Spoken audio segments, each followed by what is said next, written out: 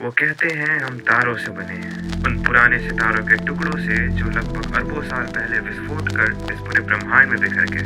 And now, in a strange twist of fate, all of the scattered atoms collided, bonded, and formed life. All of us. The cosmos is also within us. We're made of star stuff.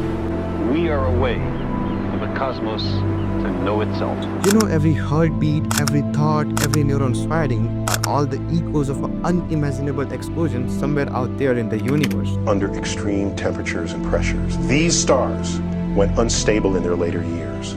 They collapsed and then exploded, scattering their enriched guts across the galaxy. पर यही तो विडंबना है, यही ब्रह्मांड जिसने हमें रचा है, एक दिन सब कुछ खत्म कर हमें वापस अपने आप में मिला देगा। The wave returns to the ocean where it came from. Life is fragile, and we are in every sense temporary. We live, we evolve, we love, all on a pale blue dot suspended in darkness. And if we are so small, so temporary, then why do pride, jealousy, and ego even matter? In the face of cosmos, our difference seems trivial, our conflicts so tiny that this perspective, it humbles me. Yet it also lifts me, because in all this insignificance, there is a meaning in how we choose to live, to love, to grow, to connect. Life is fragile. And yet knowing this, it doesn't make me feel irrelevant, but it makes me feel more alive and connected to every particle, every spark drifting out there in the vast space.